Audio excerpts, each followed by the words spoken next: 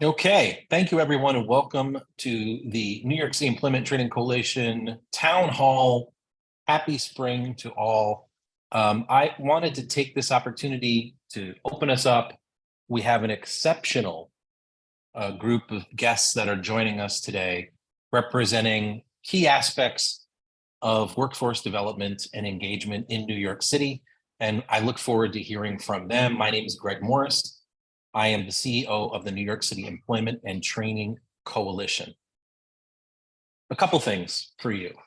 This is my 6-month mark as the CEO of the New York City Employment and Training Coalition, and I want to express my gratitude and genuine appreciation to all who have been so welcoming as I have come on board, to the team, to our board of directors, to our coalition members, intermediaries, to all of our friends and partners who have been very generous in welcoming me to this particular role at this really challenging and dynamic moment in New York City's history as it thinks and rethinks the workforce development system in New York City.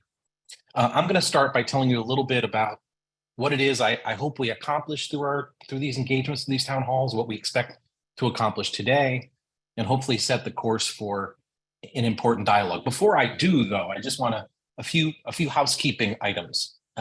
We are scheduled to go until 1:15. We'll do our best to stick to that. We have a number of guest speakers coming to join us. It's a who's who, and I'm thrilled that they have jumped on with us. If you have questions for them, put it in the chat. We will use that to prompt conversation once they do their presentations or they share their thinking.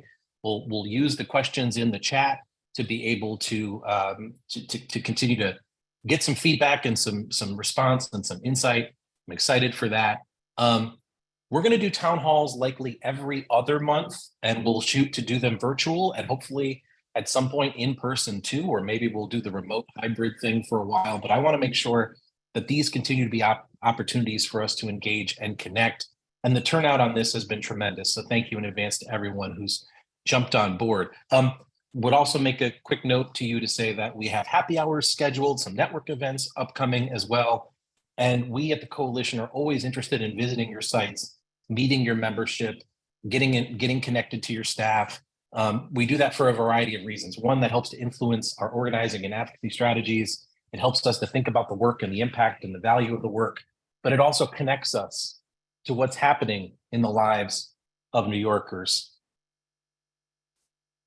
I'm 6 months in, as I noted, and during the course of that time, I've had the privilege to serve as a member of the Future of Workers Task Force organized by this mayor. This mayor and this city council speaker elevated jobs and workforce development in both their State of the City addresses. I think that's exceptional for us to know and to respond to and to react to and to hold folks accountable for. I've had the opportunity to meet with stakeholders across the board, funders and labor and the New York public school folks and higher education. I've had the opportunity to sit in and testify at public hearings, specifically related to the budget most recently and the challenges with our current financial forecast. I've had the opportunity to sit with our funders and to challenge them too, to think about what the future holds for our work and where we're headed. And obviously, I have been connected as well to all of our partners, Jobs First and WPTI and New School and CUF and NYATEP and everyone in between, including the Human Services Council, United Neighborhood Houses, all in an effort to think about how our work intersects and how it is that our work draws from what it is that we do, and how it is that we can elevate our goals and ambitions to reset our city and to recover in a way that is truly equitable. I want to say a couple more things. The purpose of the town halls, really, at the end of the day, the purpose of the town halls should be to think about how to inform and to share. They should be about inspiring each other and connecting. They should be about collaboration and action. That's what the purpose and value is. It's to hear from each other, to learn from each other, to engage with each other, and to think about where it is that we go next, what it is we want to accomplish, and how it is that we get there together. Because, as noted, this is the largest workforce development association in the country, and it has a weight and power and a value that I would suggest is unmatched. It's our job to fill the gaps in the system. It's our job to elevate the needs of under-resourced, underserved communities. It's our job to hold our city and state accountable for its commitments, and it's our job to hold ourselves accountable for the quality and impact of our work. And that leads me to ask the question that gets asked of me from time to time and how I think about things, and that is, what is truly the problem that we're seeking to solve? And there are lots, and we could take them in lots of different directions. In a city of this size and scope, with this many complexities, there's lots of different ways we can interpret that and think about that. But at the end of the day, what I come back to is the problem that we're trying to solve is to equalize access to quality jobs. Once again, equalize access to quality jobs. Now, I recognize, by the way, there's some taxonomy questions about what quality looks like. I recognize, by the way, that there's industries and credentials, and we have to think about what that means. I understand, by the way, we have to think about what quality looks like and what the value is. I understand, by the way, that there's historic and systemic oppression, bias, and racism. There are lots of layers here when you say something like equalize access to quality jobs. But I would suggest to you that that's our problem. And the place where that comes from, if I could get the next slide up, the place where that comes from for the folks that we serve. And again, to focus for you for a second on the communities that we serve, the landscape report from September 2022 reported the following. This is who we work with. This is who you are connected to. These are the populations that you are highlighting as engaging with on a consistent basis in service to workforce development and readiness and career access and all the supportive services associated with success. It's women, it's high school students, it's NYCHE residents, it's immigrants, asylum seekers, and refugees, it's justice-involved individuals, it's parents, the homeless, and on and on. It is folks who have not had equal opportunity. Next slide. This is the New York City Economic Development Corporation data. This is their economic snapshot from 2023. I pause to reflect on this for a moment, because while we talk about a city recovering, and again, there has been no shortage of communications about how we are beginning to bounce back. We are bouncing back more slowly than other cities, but we're seeing the bounce back. If you look closely at the unemployment rates, if you look closely at the data, there are some stories here that should cause us all concern. There are stories here that tell us the story of how it is that we are unequal and there hasn't been access. So if you look at the unemployment rates, if you look at the Black unemployment rate specific to the white unemployment rate in particular, you cannot say anything other than something is not working here. That while we may be finding a footing towards recovery, it's the equity that we share and the impact that we commit to ensure access that will create a New York that works better for all. Let's go to the next slide. I want to highlight one other piece of data for you as well. When we think about what it is that is not working, that we need to resolve, that we need to think about as we equalize access. This is Women's History Month, and I would acknowledge, and by the way, our Workforce Weekly this week will have a special edition associated with the women who led and built this particular coalition. But I want to just highlight this data from the New York State Comptroller's report from March 2022, the median earnings for men in New York City as opposed to the earnings for women. You see that gap. You see that gap dramatically as it relates to education and other resources as well. I want to just frame this once again, the problem that we're seeking to solve, to equalize access to quality jobs. And in doing so, we have to think about the historic barriers, the disproportion. We have to think about the equity issues. We have to think about wages and wealth. We have to think about resetting a course so more people can find a pathway forward. Now, I mention all this because as this town hall unfolds and you hear where we are right now and what different groups and different speakers are thinking about as related to city gov, as related to state government, as related to the labor market, as related to data and research and professional development, as we think about all that, keep in mind this idea of what is our pathway to equal access. and hopefully it'll influence and support your thinking. My last note for you is this. Maybe we could change the slide too. My last note for you is this. My first conversation with this particular body in October at our annual conference, I talked about how it was that we had to build a scaffold to some North Star. We had to build the scaffolding to rethink our workforce, a broken workforce development system, or a fragmented or a disjointed. Some employers say there isn't even one that exists in New York City. But we had to think about how to remake and rebuild, to build the scaffolding for that purpose to reach the North Star, that North Star being equal access to quality jobs. But I want to remind us of something as we dig into that. And by the way, just a half step back, there's lots of other data that we could have drawn out to indicate all the disproportion that exists and all the gaps that exist in terms of employment access in this city, whether it's 1/3 of young men, less than 1/3 of young men have full-time jobs in New York City being one, or other pockets of complexity. The 100,000 new cash assistance recipients in New York City seeking to find access to employment opportunities. But again, I just want to focus on a couple items here. But when we think about building this scaffold to a future where we can see more thrive and we can find equity, I just want to set a couple of ground rules, and then I'll transition to our first speaker.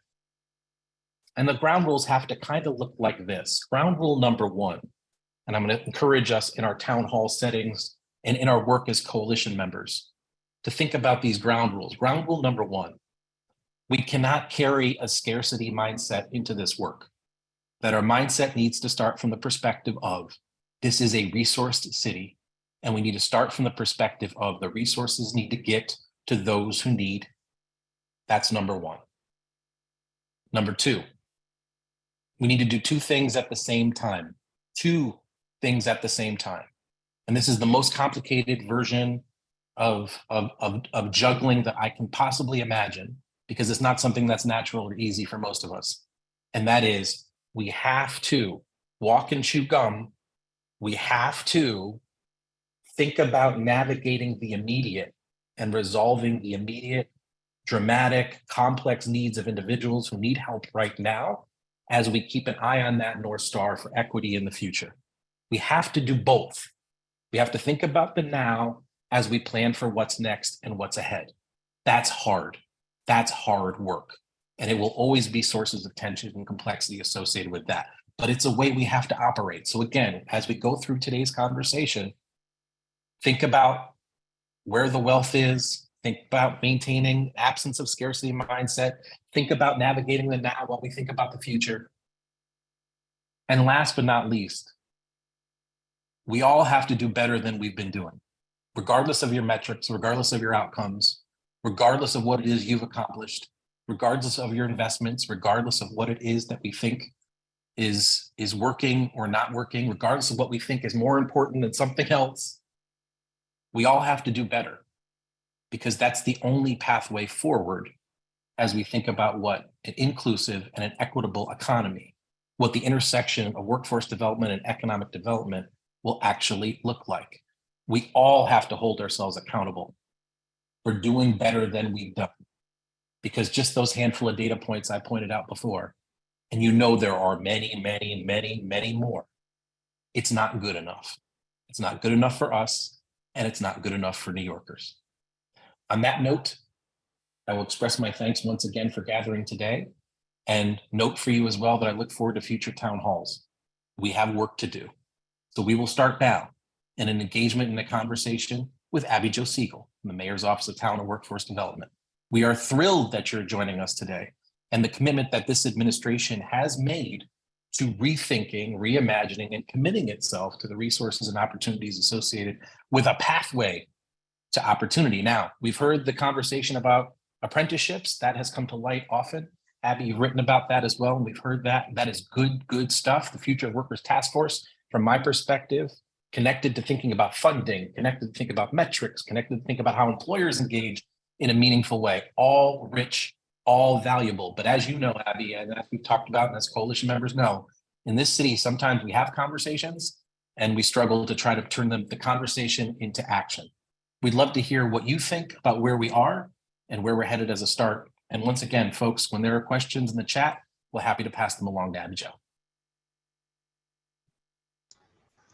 Great, thank you. And thank you for inviting me and having the opportunity to speak to this town hall. It's super excited that you're doing these. I think it's very, very important that we all continue to have dialogue, particularly with the broader field, because I know many of the folks on the call, some I know well, some I'm just seeing for the first time.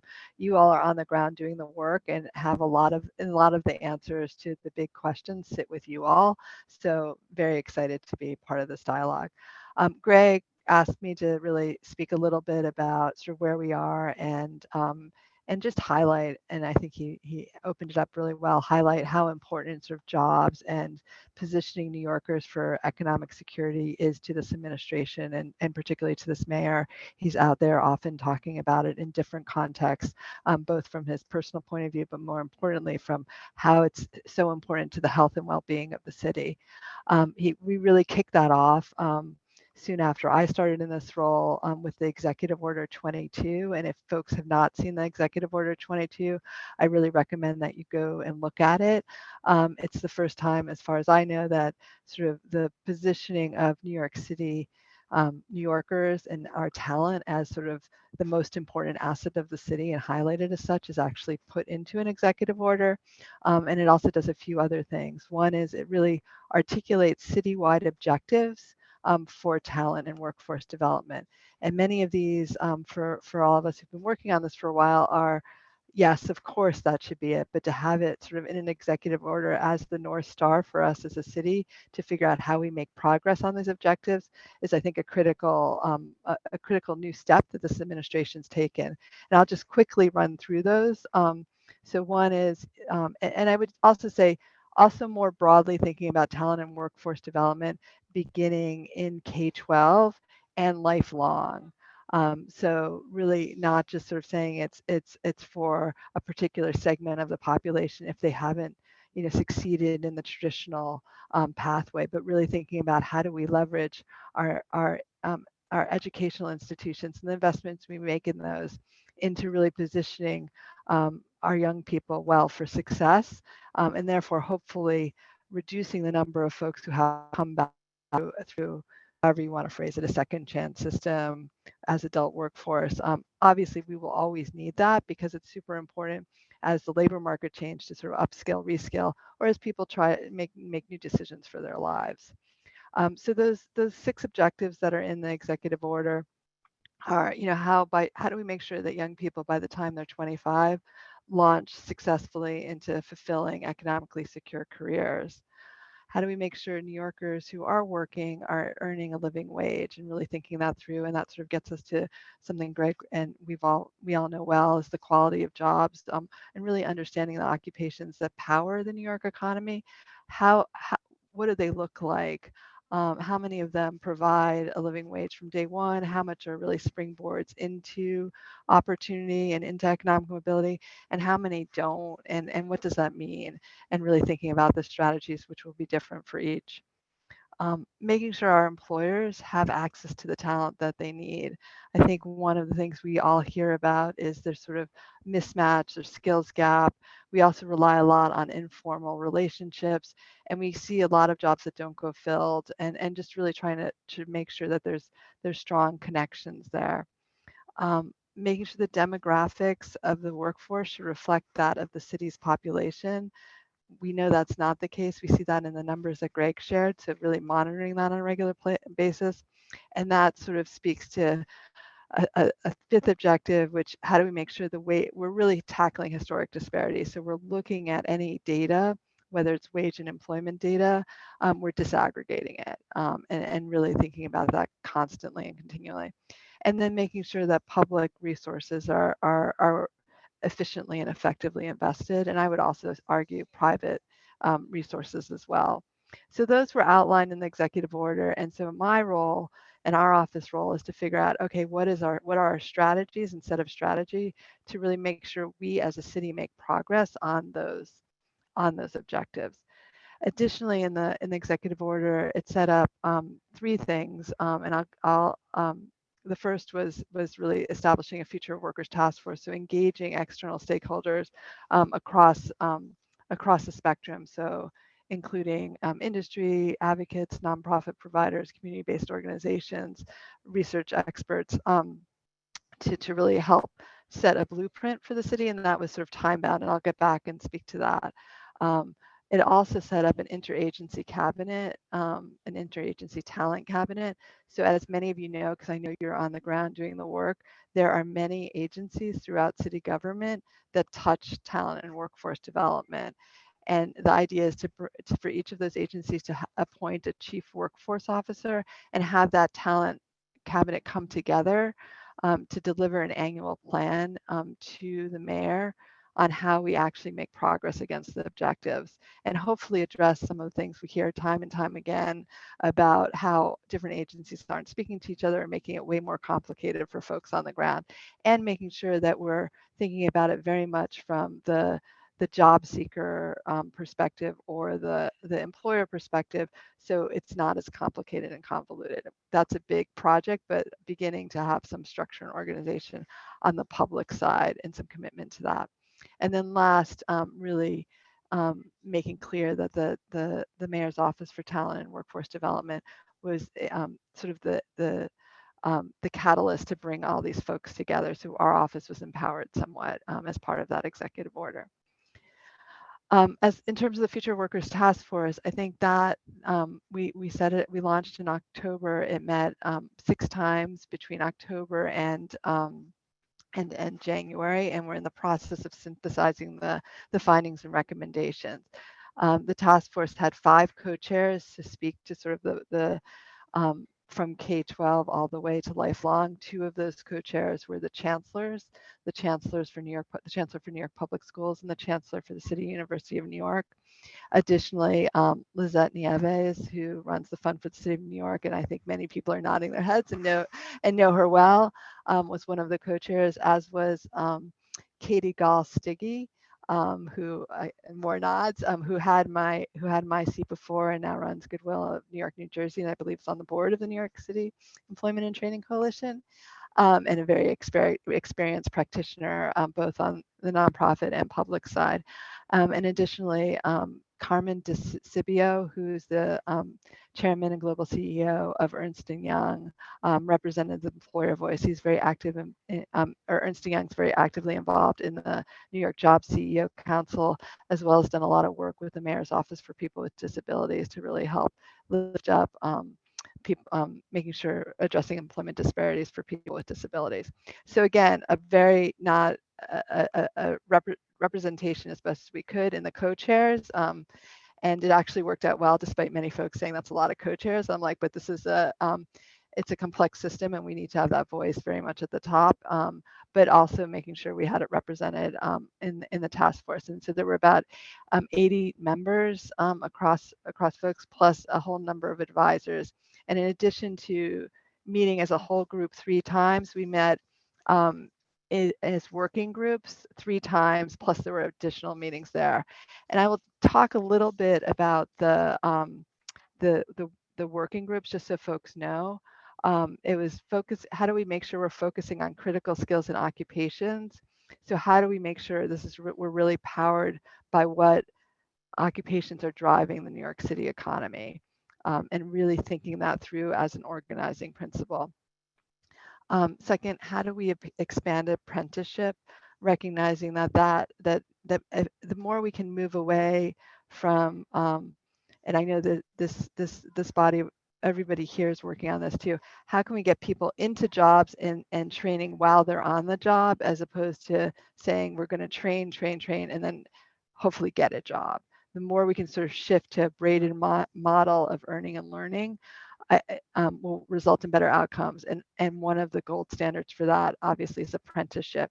And because there's been increased interest in apprenticeship from industry and across the country, and here, how do we benefit that in New York, here in New York City? Maximizing employer engagement. We know that this work does not get done unless we have employers ready to hire people and ready to participate in the development and training, and really thinking about how do we do that. Focusing on defining and funding what works. So we have a very fragmented funding system, as you all are nodding your heads, and we know well. How can we create a little bit more alignment and consistency, and then make sure that when we talk about pilots, we're really thinking about what can scale, or how do we do many, many different things, but achieve the scale so we're addressing the historic disparities. And then last, measuring impact. I mean, this again, we talked about the objectives that are in the executive order overall. Those are what I would call lagging indicators. What are the leading indicators that indicate we're starting to make progress on this?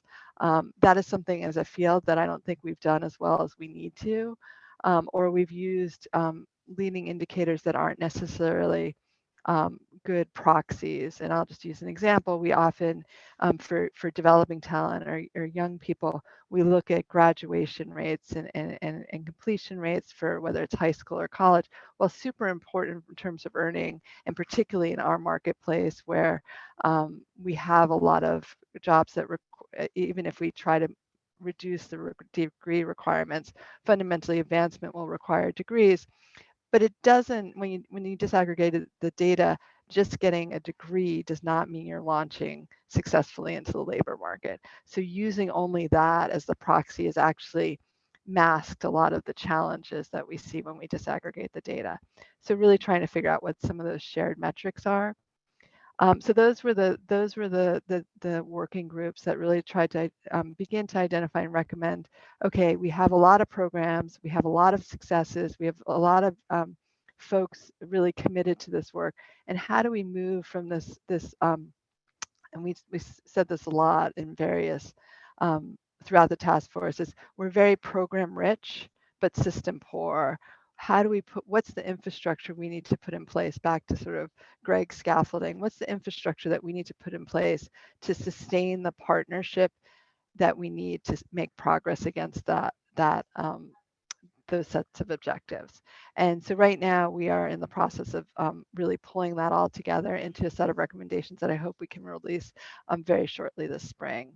And for all of you, the organizations who are represented here who did participate in the task force, just very, very appreciative of your time and expertise and really representing the voice of your institutions and the people you work with and serve. Let me ask a couple questions here. We've got one really good one in the chat, specifically from our old friend Paula, an old friend of mine, Paula Whitney Best. What is your commitment? So it's framed around the idea of older and mature workers. What is your commitment to this exponentially growing population of older and mature workers who are allowed to offer and wish to make profitable use of their time? Abby Jo, we know that the chancellors were at the table because there was a focus on the school system. There was a focus on higher education. There are lots of workers in the workforce, and there are obviously second act careers that are necessary in a number of different ways. How do you see the city's ability to engage with different age groups, and what types of investments do we need to make to get there? So the way we've been really thinking about it is there's three big buckets, but obviously it's our community has many different. So developing talent, so that's really the youth talent, thinking up through age 24, 25. Then it's upskilling and lifelong learning, so adults, like, and very much because that's what the labor market demands. We have a rapidly changing labor market. We can't think about it as we go to school for the first 25 years of our lives and then we go to work for the next 40, 50, whatever, how long are we living these days and how long are we working these days? But very much how do we braid it together and have our educational institutions, our nonprofit providers, and our employers support that braided learning model. Additionally, we have priority populations. And so recognizing that different priority populations have different needs, really targeting that. And so the way we're thinking about that is, for example, older workers would be one of the priority populations. And so we in the city would work with the Department of Aging and the mayor's office that's focused on that to really say, okay, what is the strategy here and how do we tie that in, as well as with all the external partners who are really focused on that. Thank you for that. And thank you, Paula Whitney Best. I appreciate it. My old colleague and friend. Question for you, Abby Jo, as well. A different track here, but I'm curious about the funding conversation. We have coalition members on this. I suspect if we polled the coalition members, they would say there's never enough money to meet all of the needs. We know that the pandemic brought on a whole new wealth of complexities in terms of ensuring that folks had access to the resources they needed to stay stable and or hopefully find some security and look towards work opportunities, growing opportunities. What is it that you can tell us about funding access moving forward? What do you foresee coalition members needing to do or think about to prepare themselves for future funding opportunities? Yeah, great question. So I think one of the things we've been trying to do is sort of expand the aperture of what's funding for talent and workforce development. So if we look at the overall budget citywide, and I know everybody on this call is very familiar with it, approximately 800 million goes to some sort of talent and workforce development programs, and that's across probably 30 different agencies. I think that what will move that or not move that is how much of the federal funding we can capture. So for instance, we were able to secure the Good Jobs Challenge of $18.6 million to really support pathways in industrial and construction careers. As more of the funding comes from the federal government through IRA, CHIP, and Bill, the three uncles, as a friend of mine says, hopefully, and the federal government's very much looking for how do we actually translate those investments into economic mobility. I think knock on wood, there will be more opportunities to really fund workforce programs to make sure that those dollars go to to drive economic mobility, particularly for priority populations and places. In terms of also looking at how are we thinking about how we're spending our education dollars. The more we have the city school systems and post-secondary systems thinking about student economic security, I think we're going to see some shifting, and we're already starting to see some shifting on that. I think overall, as you all know, the budget is very tight. A lot of the cost for the asylum to really support the asylum seekers in the way we want to as a city, and we should, and it's morally right, is no small amount. But we are constantly trying to make sure we get more dollars because again, if we really want an inclusive economy here in New York, we really need to make sure we are addressing those disparities that we see on the ground. One final question for you, and thank you for taking this time out, genuinely appreciated. And it is specific to the idea of quality and metrics. I know you have lots of ideas and thoughts based on your history and experience as to how it is that you can look at impact and value and what we need to see to be able to do that. Do you want to give any thoughts or reflections on what this coalition should be thinking about in relation to how the task force and also your own thinking, just in terms of what it takes to ensure that we're able to talk the story of quality in a meaningful way, attract quality in a meaningful way, and how we're going to use that moving forward? Yeah, I'll speak a little bit of what came up in the task force, but also as Greg referenced, sort of some of my personal thinking on and experience in my work, both previously at Here to Here, working with in-school youth and a set of partners there, but also back to my old days of when I was doing community development and affordable housing. I think it's really important that we codify best practice across the field. And when I say best practice, I think traditionally in this space, a lot of the best practice has been really targeted on program interventions. And yes, I think it's super important to have high quality program interventions, but I think it's also broader because a lot of it has to do with how is institutional behaviors and how institutions work, whether that's an employer or a secondary program or a high school. So really thinking about how do we codify that best practices into some design guidelines that are sort of big enough to hold how it plays out in particular institutions or on the ground with particular populations. So it really reflects the complexity and the individuality and the specificity of what we have here in New York. And so the analogy that I often use is in green buildings, we talk about green criteria. So when we were in affordable housing or in commercial buildings, it used to be you could, and many of you have heard this before, you could paint a building green and call it a green building. There was no criteria. And so practitioners came together from all different angles that built buildings or did affordable housing to come up with a set of criteria. And it did a few things. One is it brought the community together, saying we are going to define what good is, we're going to define what green is. And I think that very much needs to happen in this community.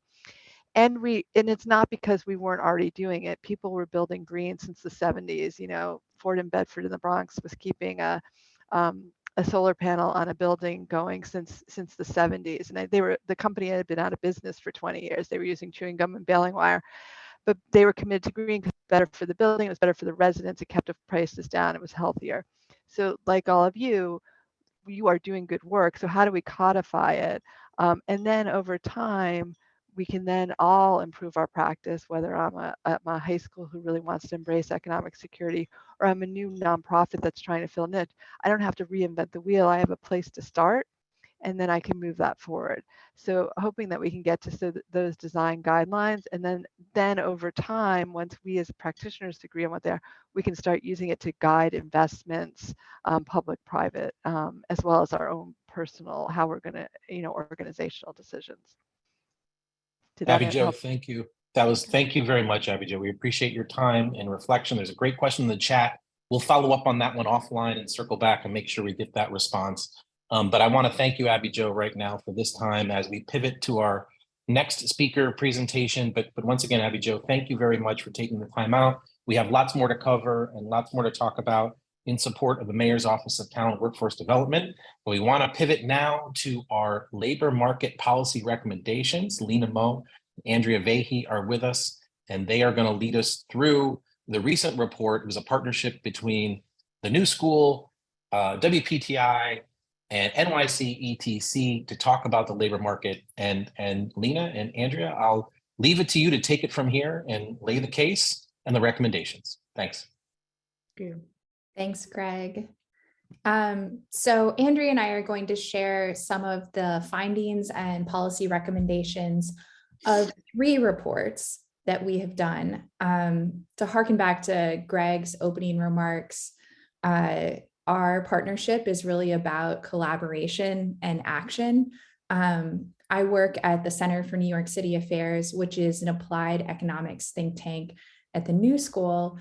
And I've been privileged to work with NYCETC and WPTI over the past 3 years on a number of different investigations. My background is in economics, and we try to ask questions that will give us data to try to identify problems and push policy solutions forward. So I just want to note that because I'm really open to your questions here because they help drive our work. And the second thing is that many of you all have contributed to making these data, and it's really labor intensive to fill out these surveys and to send your data in, but it helps us get a picture of this really complicated landscape. So thank you again for clicking on those surveys and filling them out. And I kind of hope you continue to do so in the future as we try to enrich this picture. So next slide, please. Over the last year, we have focused on, we've put out 3 reports in collaboration. And the first report was a landscape report that surveyed nonprofit workforce organizations representing the 5 boroughs. We asked about the services they provide. Greg pulled a chart from that report earlier. We asked about COVID challenges like shifting to remote curricula. We also gathered data about recruitment challenges and service delivery and really highlighted the importance of wraparound services. This report also really highlighted the frontline workforce staff and the challenges that they have faced during the COVID era and how those problems are continuous with pre-COVID.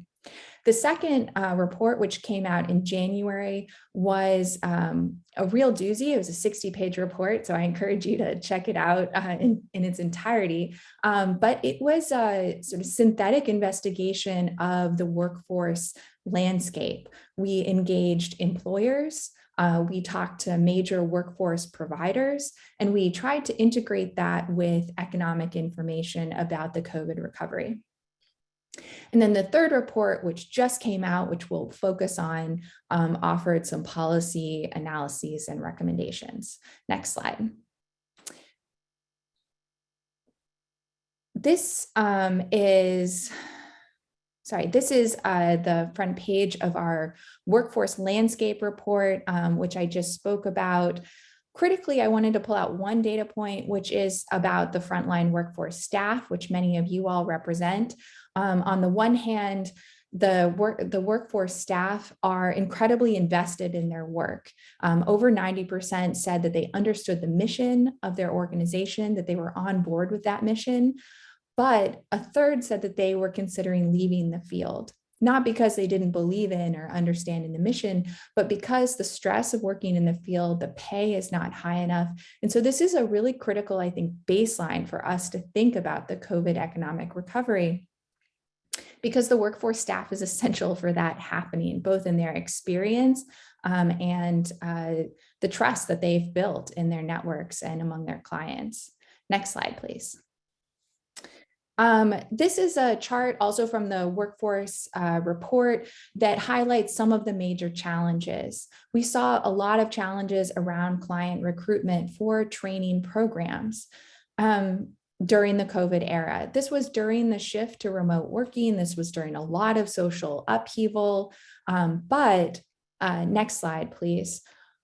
On the flip side, we saw over demand for wraparound services. And during the COVID era, workforce organizations took on a number of social service roles, connecting people to unemployment insurance, helping them find direct cash assistance, access housing services and legal assistance. And we saw those services really oversubscribed. And that's a sort of complex part of the picture where we might have seen difficulty in recruitment. And we saw incredible levels of staff stress. And this is part of that, is meeting those direct client needs. Next slide, please. This is the cover of our January report, in which we focused on how workforce is a critical part of the economic recovery. Next slide. As I mentioned, there are three big components to this report, and I think this is the first report that's sort of tried to integrate these pieces. We give an account of the economic recovery. We talked to over 30 employers and business representatives, and then we also talked to people from the vast parts of the workforce ecosystem. Next slide. So this is some really recent bullet point economic numbers that were just pulled from the end of January data. So as of January 2023, New York City has regained 97% of its COVID era job loss. This is good. These numbers have been revised upwards. However, obviously we're still down jobs from the pre-pandemic era, down 35,000 jobs.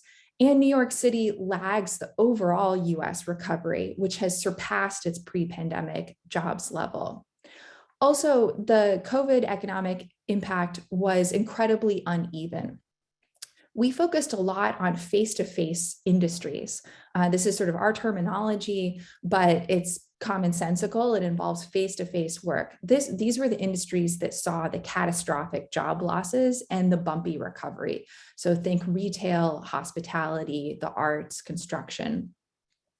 Today, even though New York City has recovered 97% of its COVID era jobs, face-to-face industries in particular, and these might be industries into which you place a lot of entry-level workers, are still down 125,000 jobs.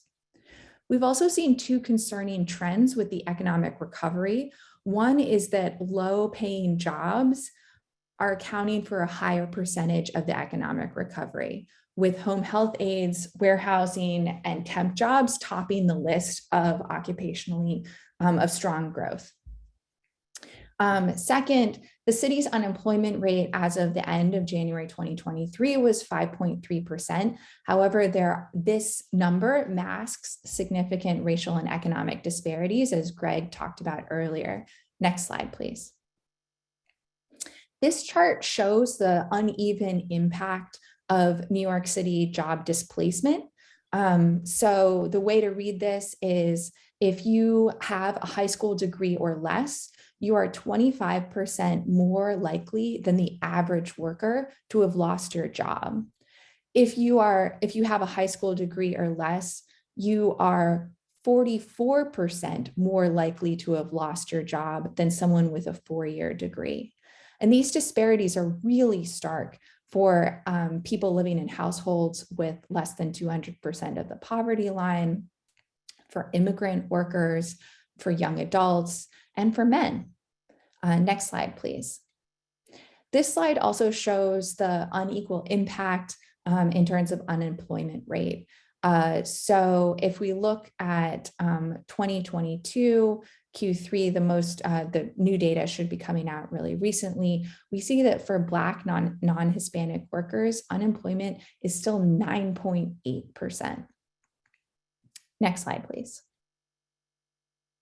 The second part of this major report was we talked to employers, who is hiring, where are they getting their workers?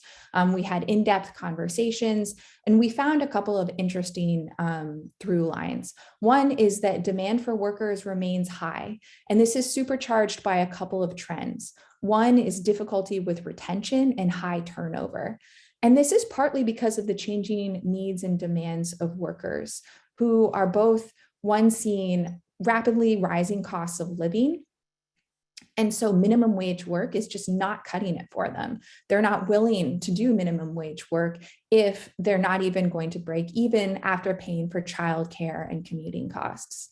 And the second is a desire for remote work and more flexibility and autonomy. And I think that goes along with another through line that we saw, where workers want more meaningful work that's connected to their values and also respects them as a person, gives them some of that autonomy. The second big discouraging through line that we found is that engagement with the workforce system is the exception, not the rule. So for small businesses, we learned that they really still hire through word of mouth and through networks, especially from their current workforce. This is in part because they lack HR capacity. These are super small businesses that may be hiring 1 or 2 workers, and they see the workforce system as simply too much to engage with.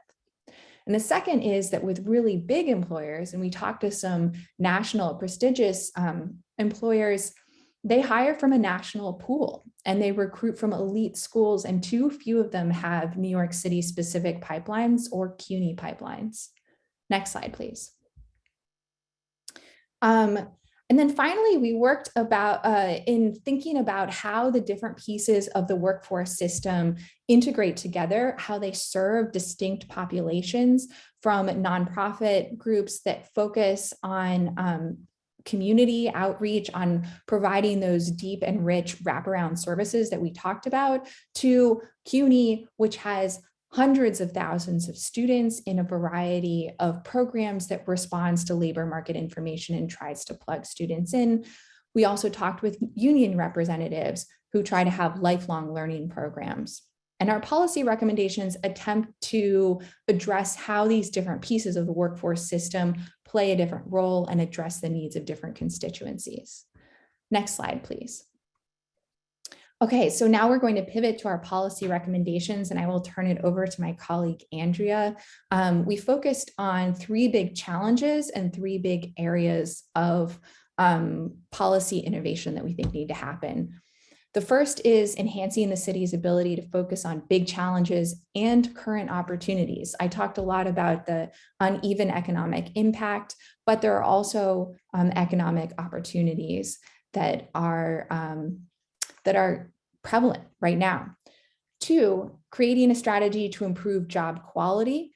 So continuing this trend of moving away from rapid attachment and toward higher quality jobs, as well as addressing racial disparities to advance our shared prosperity together. And 3, increasing engaged buy-in for a coordinated citywide workforce strategy from civic, business, labor, and philanthropic leadership. Next slide, please. I'll just address first briefly the first one before turning it over to Andrea. So enhancing the city's ability to focus on big challenges and current information. One thing that our reports have argued is that labor market information needs to be included and integrated into decision-making. And that in part is addressing some of the current labor market trends that we talked about.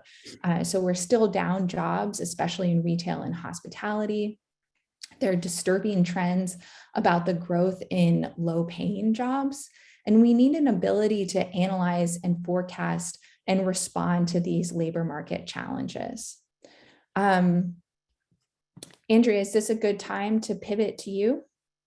Happy to take it over. All Thanks. right, over to you. One thing I just want to put in context with these recommendations as we go through them is, we were very aware as the coalition and the center and WPTI were doing these recommendations of the work of the task force. And I think we're really excited to see the recommendations that come out of the task force.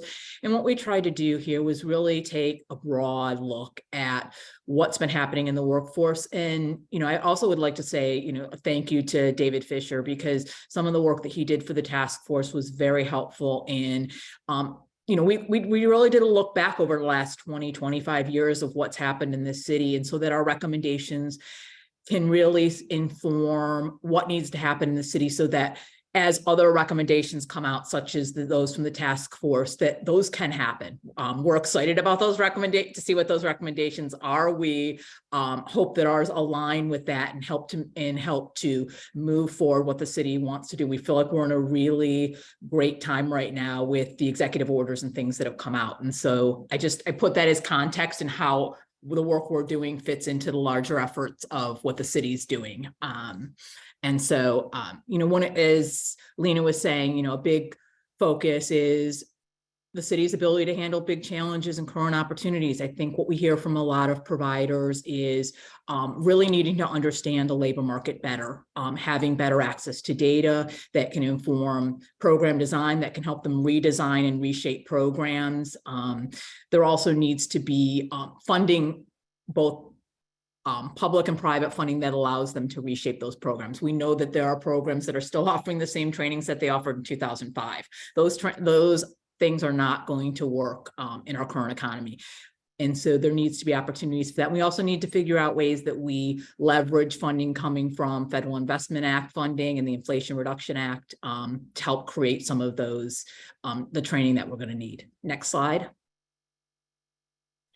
And a big piece of our work and recommendations are really looking at how do we improve job quality and address racial disparities. I think Greg did a great job in his opening remarks, really touching on that, like that is central to the work that we do. And I think it's, why we're all in this work. And we're seeing, as our data pointed out, really disparaging levels of unemployment and educational attainment. And if we're going to move forward out of that, it's really thinking about strategies that will allow us to move forward with, one of the things we're really in support of is raising the minimum wage through things like the Raise the Wage Act, and looking at, improving job quality in fields like hospitality and in home health care and child care. But I think one of the things that we've also recognized is, as much as we support raising wages, it's also looking at what are the other supports that workers need in order to be effective in the work world. There's got to be a big focus on child care for workers in those fields like hospitality during non-traditional hours. How do we also think about child care as a job creation strategy as well? There's real opportunities here to also get people working to provide childcare during those hours, to get people back into hospitality, home care, some of those other jobs, and then what are those pipelines? And then also looking at creative strategies around how we work with employers. The city has done great work over the last couple of decades around local hiring and getting commitments from businesses. And I think there's, we're seeing some things at the federal level. Biden recently, in his work with semiconductor companies, is, part of their getting money from the federal government is linking that to creating childcare, and, windfall profits go back to the federal government. I think New York City needs to look at strategies like that in order to continue to fund work, to keep a pool of funding going for workforce. Next slide. And then our last recommendation is really about increasing buy-in and a coordinated workforce strategy. So with civic, business, labor, and philanthropic leadership. A big one is a co-investment strategy. How do we get public and private dollars to fund new workforce models, scale pilots, and provide funding for providers to respond to labor market challenges and changes? How are we investing in our workforce, workforce? As Lena mentioned in an earlier slide, a large percentage of this population who's in the workforce field right now often talks about leaving because they can't afford to stay in New York. They're not making enough money. How do we investing in ensuring that they have the skills and abilities to do their jobs well, to move up in the field, and then create the next pipeline of workforce professionals that we need. And then really fully funding programs so that job seekers can take full advantage of them. How do we have robust stipends? How do we ensure that there's childcare, food, all those things that people need in order to be successful in training so that they can get the jobs that they need?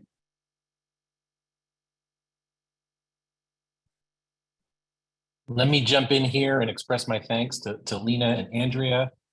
Quick question for you, Andrea. As we wind down, and we have a New York State report to go and a Human Services report to go to wind us up. But Andrea, you and I have worked together for many years. I trust and respect your expertise, your knowledge, your wisdom. Here's my question to you. You and I and others have been talking for many years, you in particular, about everything that needs to change to get this workforce development system working the right way. What do you think is really going to make a difference? These are fantastic recommendations. What do you think it's really going to take to be able to move some needles? I mean, I think, and I think I'm going to echo Abby Jo a little bit in here about setting some data metrics. And I think we as a field have to start holding ourselves accountable for our own performance. That's a hard place to be, but I think that's where we've got to start. I think there are some phenomenal programs, and I think there are some programs that are not as good as they need to be. And I think we need to be really honest and open about our data. And there have been some great efforts. WPTI has done work in benchmarking for years. Some of the programs are doing absolutely phenomenal work, but I think some of them are not moving the needle and getting people into jobs. And I think we all, as a community, have to come together and wrestle with that.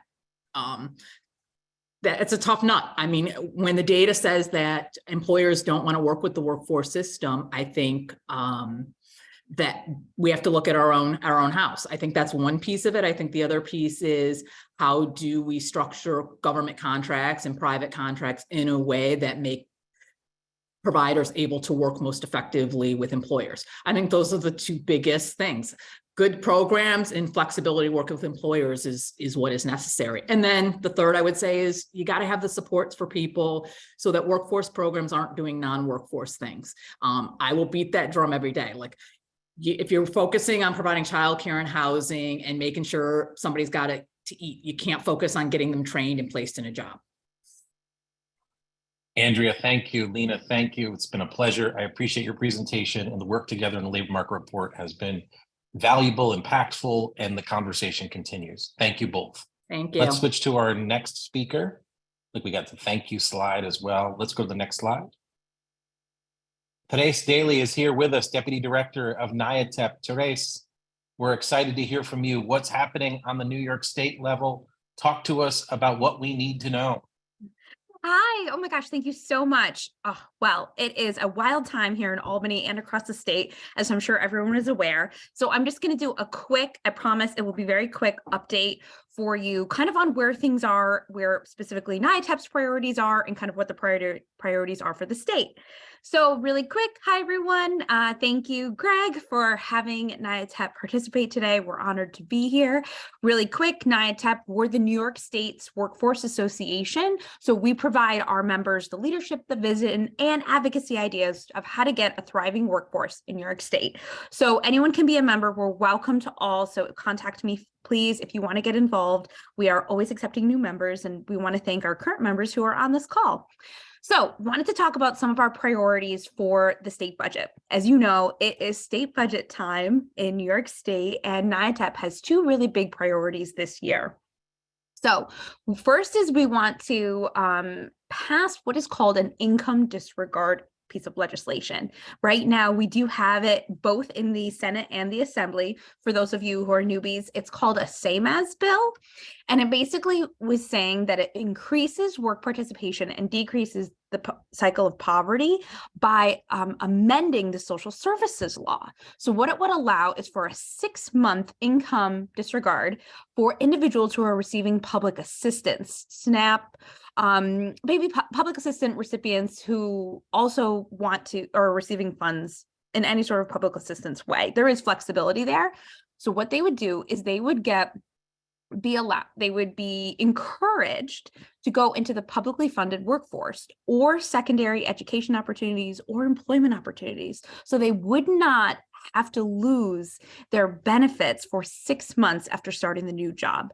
And this really we found evidence that would really show that this would encourage people to get involved in the workforce, as well as end the cycle of poverty. Another thing that we're working on that is one of our top priorities is funding the Office of Strategic Workforce Development. Many of you know that the governor introduced this amazing office last year and funded it last year. But unfortunately, in the executive budget, there was no money allocated for this. So we're hoping it was a solid, just not, a misstep, but we really want it to be funded, and we would like it to not only be funded this year, but actually a yearly allocation. So we just know going ahead that there is a continual funding for the program. So those are our two big ones. And then we would like to have a thoughtful workforce development data system. So we'd really like to have that down the road be developed, but only with the the input and the data necessary to make it successful. So again, our first two big priorities are income disregard legislation and the funding of the Office of Strategic Workforce Development. And I would just like to say and do a shout out while I'm here to Abby Jo for being involved. We actually got a personalized message from Mayor Eric Adams about income disregard and his support, as well as his encouragement to our attendees at the Advocacy Day. So I just want to do a shout out there. So thank you. Also, so you're probably wondering where the state is looking at priorities. So this took a little work, but I did a little deep dive and talking to my old contacts from my former job, as well as looking through research and news that has come out recently. So as you can imagine, these are the priorities for New York State as of right now: the criminal justice and bail reform, housing, infrastructure, health, and energy and environment. So as you can see, these also all relate to workforce development.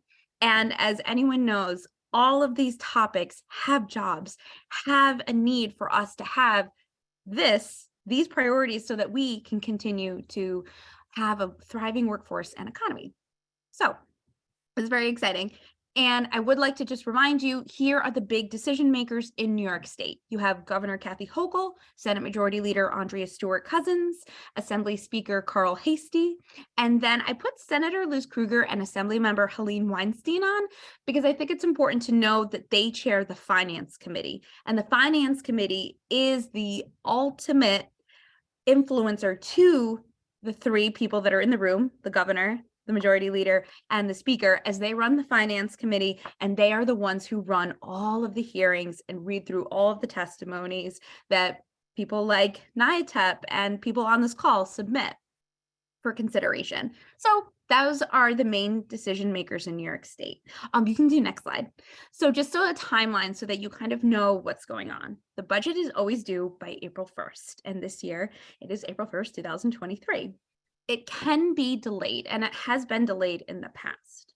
I would also say that it is important to note that legislators are not paid until the budget is finalized and passed. However, state employees, usually have one bill that's passed before April 1st, so that if you're a state employee, you can still get paid. It's done in conjunction with the comptroller's office, just so you know.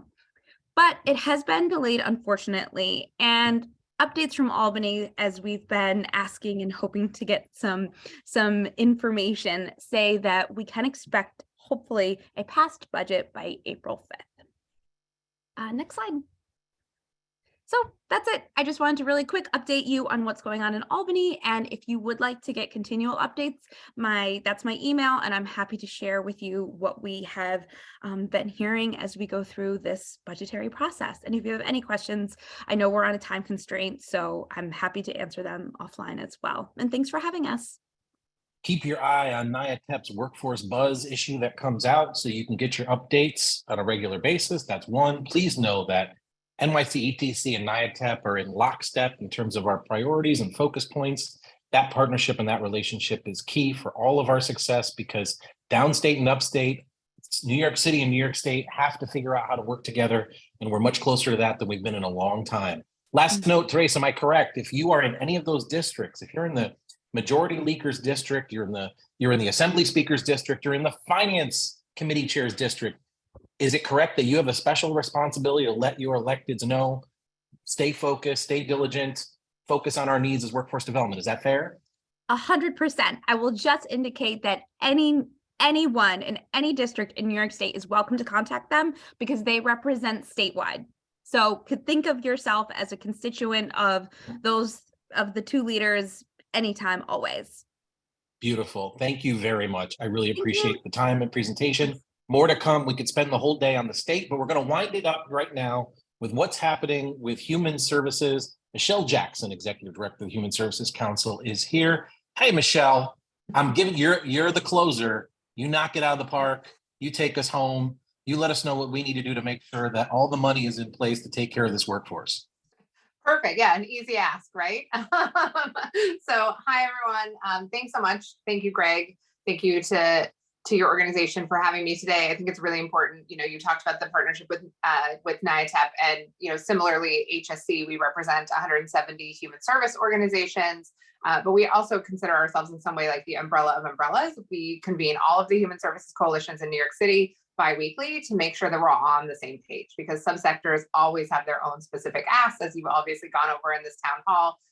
But we also need to lift the sector up together. And what HSC is really embarking on with our Just Pay campaign is around movement building. So if you're not familiar with HSC, as I mentioned, we have about 170 members. We do city and state policy on behalf of the human services sector, really focusing on wages, which I'll talk about, but also the partnership between government and nonprofits, and focusing a lot on that contracting relationship, or kind of lack of partnership, I should say, in many cases.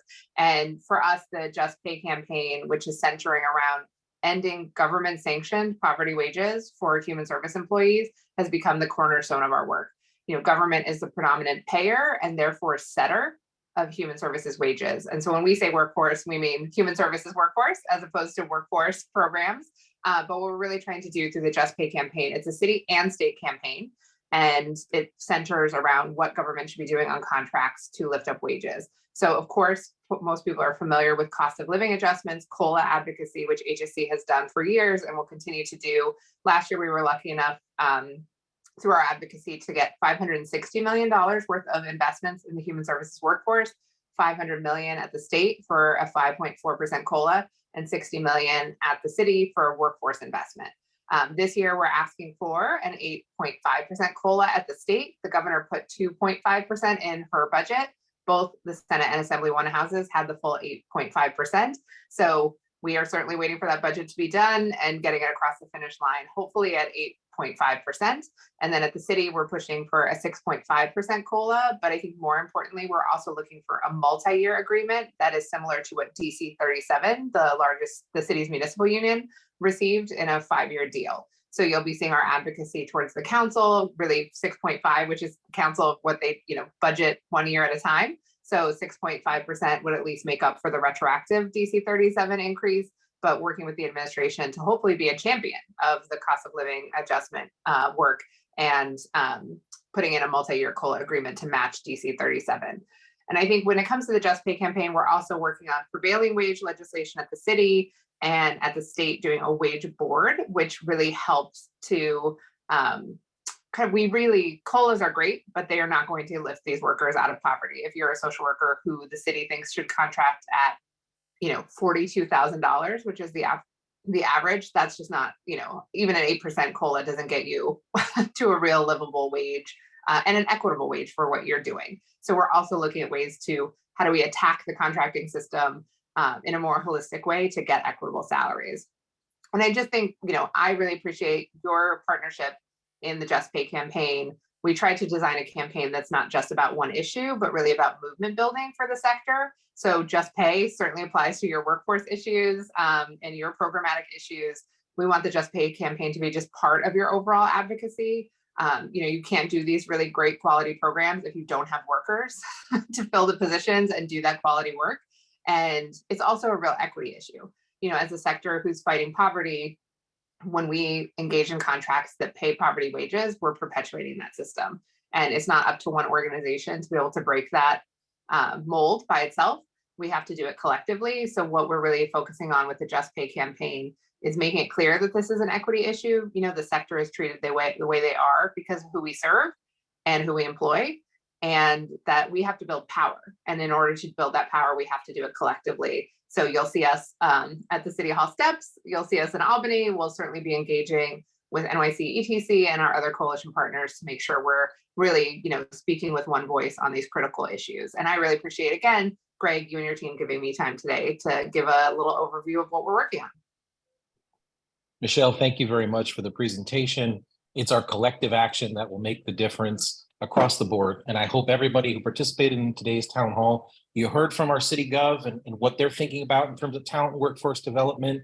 You heard a little bit about the research and the recommendations addressing our labor market challenges. And we buttoned it up with what's happening on the state level, what's happening on the city level for our workforce, for our communities, for collective action across the board. This is just one in a series of town halls and networking events and happy hours.